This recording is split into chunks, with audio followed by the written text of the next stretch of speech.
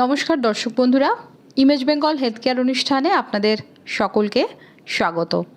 আজকে আমরা এসে উপস্থিত হয়েছি অ্যাপোলো মাল্টি স্পেশালিটি হসপিটালে এবং আমরা আমাদের মধ্যে পেয়েছি প্রফেসর এবং senior consultant dermatologist doctor Kaushik লাহিড়িকে। প্রথমে ডাক্তারবাবুকে আমাদের ইমেজ বেঙ্গল হেলথ কেয়ারে স্বাগত জানাচ্ছি। ধন্যবাদ। ইমেজ বেঙ্গলের সমস্ত দর্শকদের আমার পক্ষ থেকে অভিনন্দন জানাই। ধন্যবাদ ডাক্তারবাবু। আজকে যে বিষয়টি নিয়ে আমরা মূলত আলোচনা করতে যাচ্ছি সেটা কিন্তু একটা ভীষণই অনেকেরই সমস্যা। তার কারণ হচ্ছে যে আমরা প্রত্যেকে চাই নিজেদেরকে সুন্দর রাখতে এবং নিজেদেরকে সুন্দরভাবে মেলে ধরতে, কিন্তু বয়সের সাথে সাথে হোক বা যে কোনো অন্য কারণেই হোক, যদি চেহারায় কোনো কারণে বলিরেখা চলে আসে বা বয়সের ছাপ চলে আসে, সেটা কিন্তু মানসিক দুশ্চিন্তার অনেক বড় কারণ হয়। তার ফলে আমাদের কনফিডেন্স সেটা আমরা অনেক সময় হারিয়ে ফেলি। আর আপনারা তো জানেন যে আমাদের প্রত্যেক কাজের জন্য কনফিডেন্সটা কিন্তু ভীষণ জরুরি। তাহলে আমরা কিভাবে আমাদের সেই হারিয়ে যাওয়া কনফিডেন্সটাকে পুনরুদ্ধার করে চেহারার যে বলিরেখাগুলোকে দূর করে ফেলবো, আর তার জন্যই ডাক্তারবাবুর কাছে আসা। ডাক্তারবাবু, এটা তো একটা ভীষণ স্বাভাবিক ব্যাপার যে বয়সের সাথে সাথে বয়সের ছাপ পড়বে, বলিরেখা আসবে, কিন্তু ইদানিং আমাদের জীবনযাত্রা এমন জায়গায় পৌঁছে গেছে, আমরা কিছুতেই মানতে চাই না যে আমাদের বয়স হয়েছে। আমরা সবসময় সুইট 16 থাকতে চাই। তো এটা কি আদৌ থাকা পসিবল কোনোভাবে?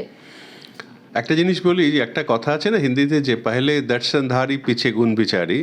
আর আমাদের তো একটা জিনিস আমরা জানি যে দেহপট শনে নট সকলই হারায়। তো সেটা শুধু নট বলে না, আগে নট তারাই ছিলেন যারা স্টেজের ওপর থাকতেন, যাদের ওপর আর্ট লাইট পড়তো, বা যারা সিনেমায় অভিনয় করতেন, যাদের মুখটা আমরা ওই 60 ফুট বাই 70 ফুটে দেখতে পেতাম বা পোস্টারে দেখতে পেতাম। এখন মুশকিলটা হচ্ছে আমরা সকলেই নট। আমরা সকলেই ফেসবুকে আছি, আমরা সকলেই ইনস্টাতে আছি, আমরা সকলেই রোল করছি, এবং তাই জন্য সকলেই কিন্তু আমরা অভিনেতার পর্যায়ে পৌঁছে যাচ্ছি।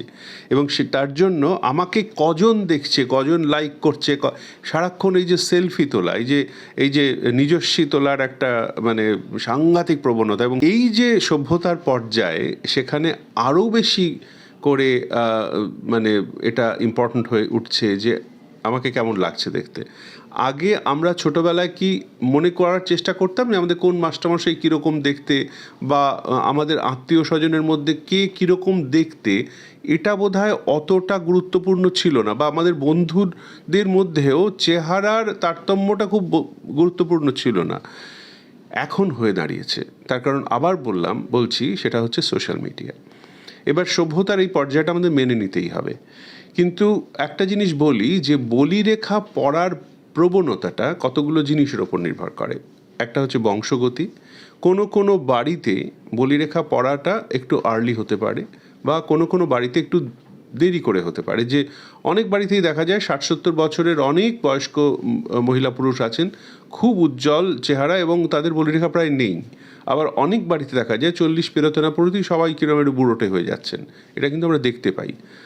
2 নম্বর হচ্ছে যে সেটা কোনো একটা রেশিয়াল ফ্যাক্টর। যেমন যারা মঙ্গলয়েড, যাদের রেস, যেমন চাইনিজ যারা, বা জাপানিজ যারা, বা কোরিয়ান যারা, তারা খুব, বা আমাদের আশেপাশের মধ্যে পাহাড়ে যারা আছেন, বা নেপালি যারা আছেন, 30-35-এর পর থেকেই তাদের ছেলেদের হোক বা মেয়েদের হোক খুব দ্রুত বলিরেখা আমরা হতে দেখি, এবং বিভিন্ন ফটোগ্রাফাররা সেই বলিরেখা কুঞ্চিত মুখ ছবি তুলে বিভিন্ন জায়গায় পুরস্কারও পেয়ে যান।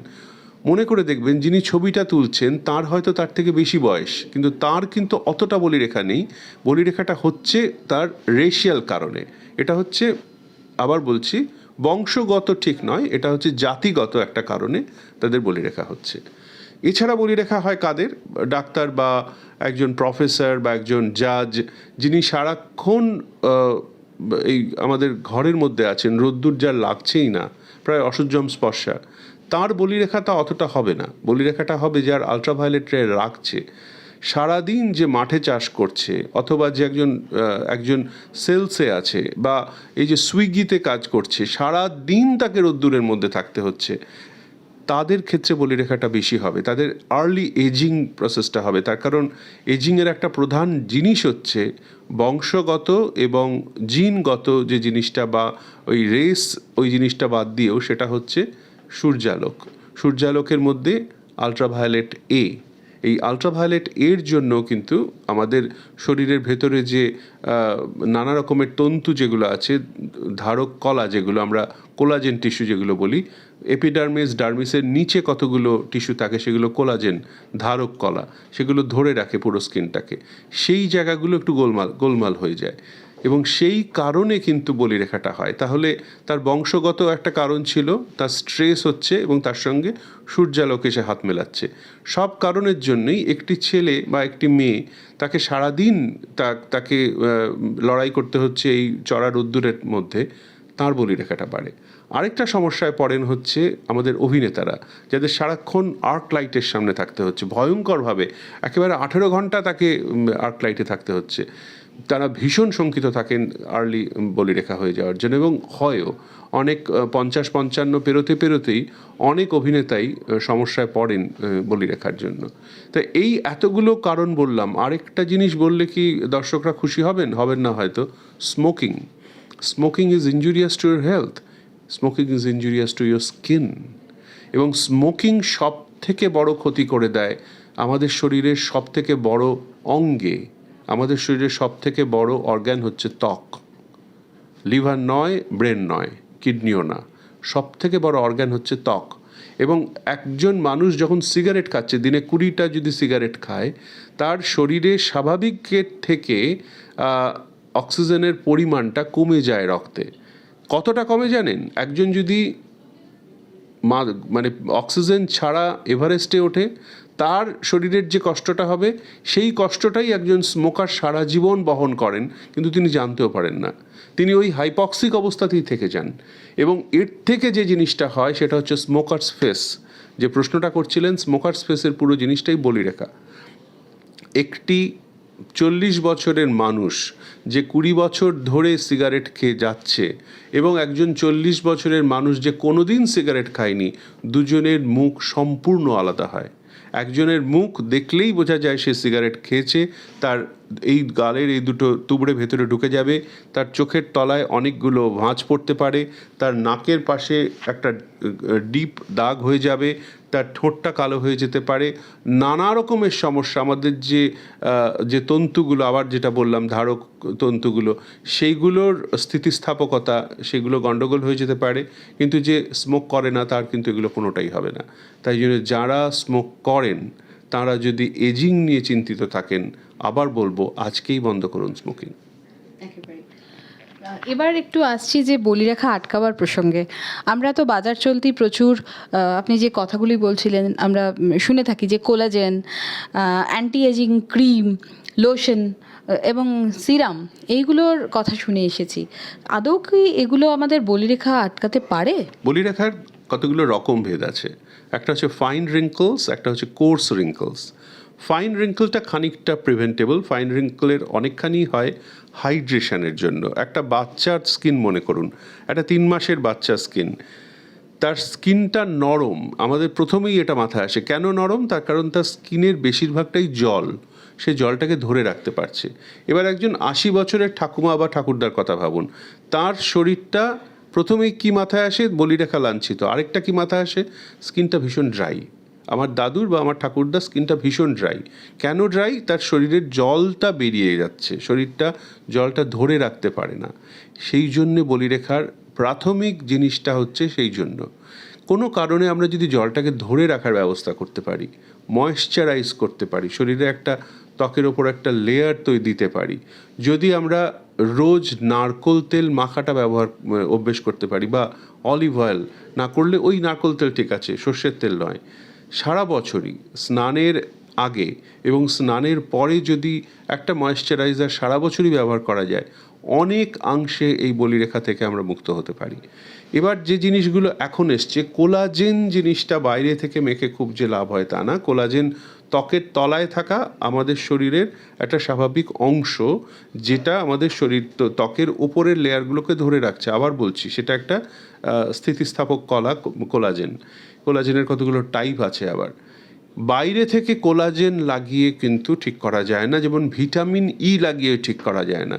ভিটামিন ই খেয়েও বিরাট কিছু উপকার হয় না, ওই কোম্পানিগুলোর উপকার হয় ছাড়া। এখন ভিটামিন ইর যা সাইজ, সেটা আমাদের এই ত্বকের যে পোর্ট, সেখান দিয়ে ভেতরে ঢোকে না। এই কথাটা বলে ফেললাম, অনেক কোম্পানি হয়তো খুব দুঃখ পাবেন, কিন্তু ঘটনাটা তাই।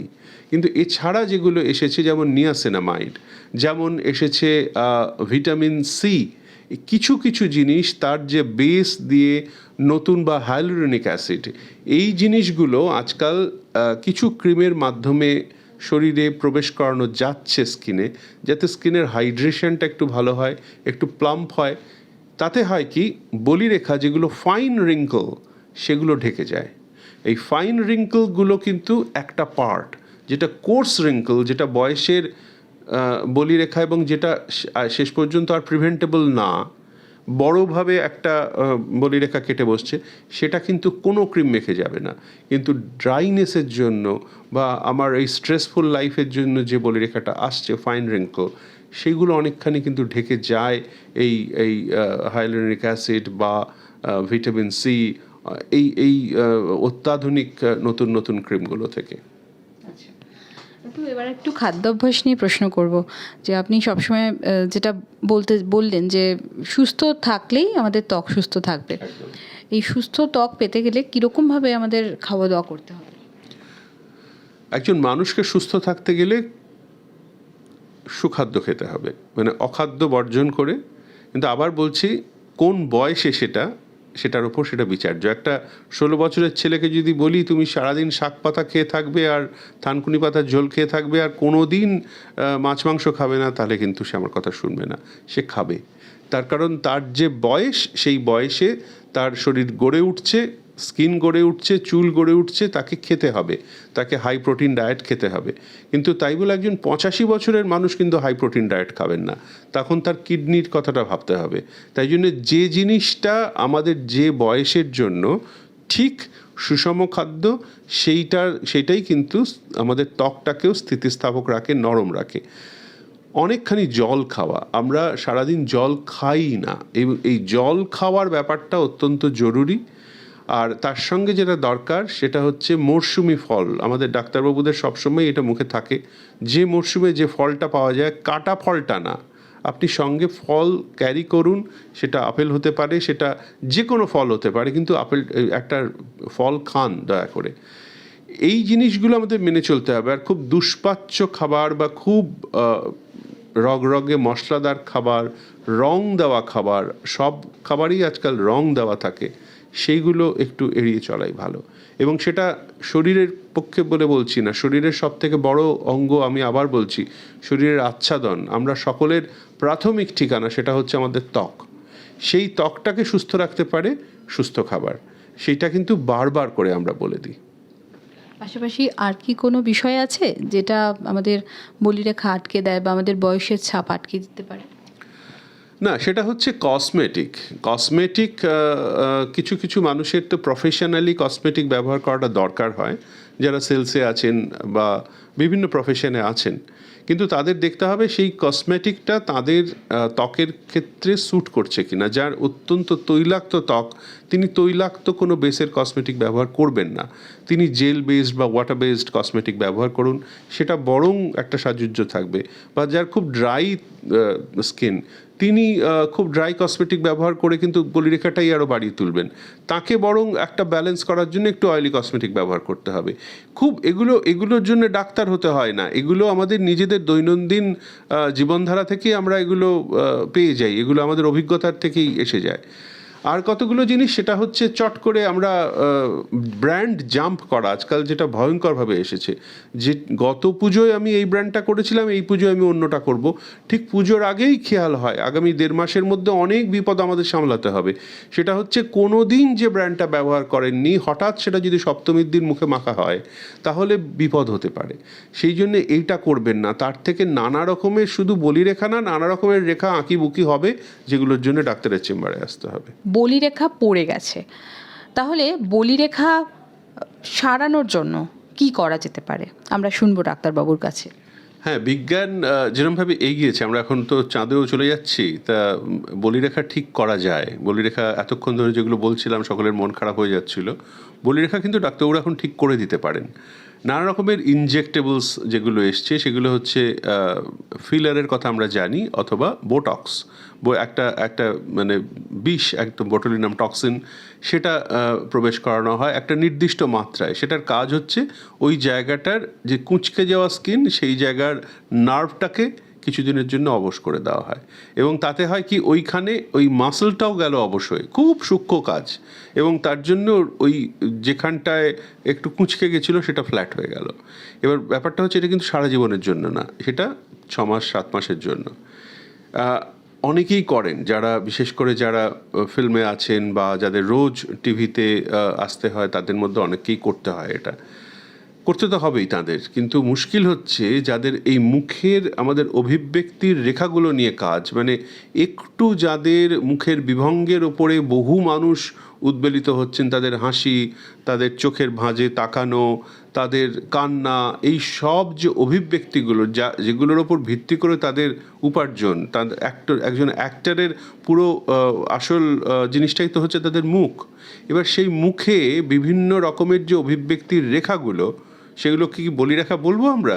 এবার সেটাকে আমরা যদি ডাক্তার হিসেবে ইনজেক্ট করে অসাড় করে দিই, এবং তারপরে তার হাসিটাকে কীরকম মনে হবে? একটু প্লাস্টিক লাগবে। তিনি কাঁদলেও তখন মনে হবে না যে কান্নাটা ঠিক ফুটলো, বা তিনি খুব দুঃখ পেলেও আপনার কিন্তু সেটা বুক ছুঁয়ে যাবে না যে না, দুঃখ পাওয়ার অভিব্যক্তিটা কি হচ্ছে না, যে তার কারণ হচ্ছে ওই আমাদের বোটুলিনাম টক্সিন দেওয়া।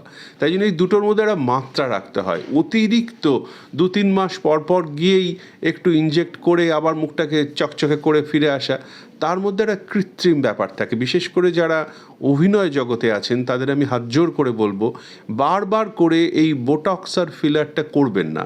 এটা করে যে কৃত্রিম জিনিসটা চলে আসে, সেটা বোধহয় আপনাদের পেশার ক্ষেত্রে খুব সাহায্য করে না। কিন্তু ডাক্তারবাবু একটা প্রশ্ন থাকছে যে এই যে বোটক্স বা ফিলার, এটা যারা এই অভিনয় পেশায় রয়েছেন তারা যে ব্যবহার করছেন, কৃত্রিম ব্যাপারটা চলে আসে সেটা তো আপনি বলছেন, কিন্তু তার যে একটা সাইড এফেক্ট, অর্থাৎ চামড়ার উপরে কি কোনো খারাপ প্রভাব পড়ে? না, সৌভাগ্যবশত এখন যে ফিলার বা এখন যে বোটক্স যেগুলো এসেছে তাতে কোনো খারাপ প্রভাব হয় না। অত্যন্ত এফেক্টিভ, এবং সেটা এতটাই এফেক্টিভ যে একটা মানুষের মুখটাকে রোবটের মতো করে দিতে পারে যদি ভুলভাবে সেটাকে ব্যবহার করা হয়। সেই জন্য সেটাকে একটা ন্যাচারাল লুক দেওয়ার জন্য ডাক্তারবাবুরা যতটা প্রয়োজন তার থেকে একটু কম ব্যবহার করেন, যাতে লোকটা হাসলে হাসিটা বোঝা যায়। সে হাসলো কিন্তু মুখের তার কোনো রেখাগুলো ফুটলো না, তাহলে তো সেটা হাসিই হলো না। এবার সেই জিনিসগুলোর মধ্যে একটা ব্যালেন্স রাখতে হয়। কিন্তু অনেকের হয় কি, এই অভিনয় জগতের ইঁদুর দৌড়ের সঙ্গে দৌড়তে আরেকজন করেছে, আমাকেও করতে হবে, এইটা করতে গিয়ে বারবার করে যে মুখের ওপর অত্যাচারগুলো করেন সেইটা, এবং তারা সবসময় ডাক্তারবাবুদের কাছে গিয়েও করেন না, তাদের লোক আছে তাদের কাছ থেকে গিয়ে করেন। সেই জিনিসগুলো একটু আমি সবাইকে সাবধান করে দিচ্ছি। এটা তো আমি হেয়ার ট্রান্সপ্লান্টেশনের ক্ষেত্রে যেরকম একটা স্থায়ী ব্যাপার রয়েছে, তো স্থায়ীভাবে কি কোনোভাবে বলিরেখা আটকানো পসিবল? না, সেটা ক্ষেত্রে যেটা করা হয় সেটা প্লাস্টিক সার্জনরা করেন, সেটা হচ্ছে কারো ফেসিয়াল লিফট করে দেন, কারো চোখের তলার একটু পাফিনেস সেটা ঠিক করার জন্য একটু স্টিচ করে দেওয়া, কারো চোখটা ঝুলে আসছে, কারো আপার যেটা আমাদের আইব্রাউটা একটু ঝুলে আসছে, সেগুলোকে পার্মানেন্টলি লিফট করে দেওয়া হয়, বা কারো পুরো মুখের চামড়াটাই ঝুলে আসছে বয়সের সাথে, সেটা এখান থেকে একটু টেনে দেওয়া হলো, এবং সেটা একটা অদৃশ্য একটা স্টিচ করে সেটাকে আটকে দেওয়া হলো। সেটা তো অবশ্যই পার্মানেন্ট। সেটা কিন্তু একজন শল্য চিকিৎসকের কাজ, সেটা একজন কোয়ালিফাইড প্লাস্টিক সার্জনের কাজ। সেটা কোনো হাজার ওষুধ মেখে, বা আবার বলছি ওই থানকুনি পাতা মেখে, বা কোনো রকমের মুলতানি গরুর দুধ খেয়ে কিচ্ছু হবে না। কিন্তু এটা একেবারে সায়েন্স, এবং সেটা করতে হলে আপনাকে একজন প্লাস্টিক সার্জনের কাছে যেতে হবে। ধন্যবাদ ডাক্তারবাবু, আমরা ভীষণ সুন্দর তথ্য পেলাম, এবং আশা করি আজকের পর থেকে আমরা এই ভ্রান্ত ধারণায় ভুগবো না যে হঠাৎ করে একটা ফেসিয়াল বা হঠাৎ করে একটা ক্রিম বা লোশন আমার বলিরেখাটা হঠাৎ করে দূর করে দিল। না, এটা কখনোই সম্ভব নয়, কিন্তু ডাক্তারবাবু যেভাবে বললেন সেটা যদি আমরা মেনে চলি তাহলে হয়তো আমরা বয়সের ছাপ বা বলিরেখা অনেকটাই আটকে দিতে পারবো। তাই আজকে থেকে সেভাবেই আমরা ভাবনা চিন্তা করতে শুরু করি, যাতে আগামী দিন আমরা এই নিয়ে দুশ্চিন্তা আটকাতে পারি এবং নিজেদের কনফিডেন্সটাকে বাড়াতে পারি। সকলে ভীষণ ভালো থাকুন, সুস্থ থাকুন। ডাক্তারবাবুকে অনেক ধন্যবাদ। নমস্কার।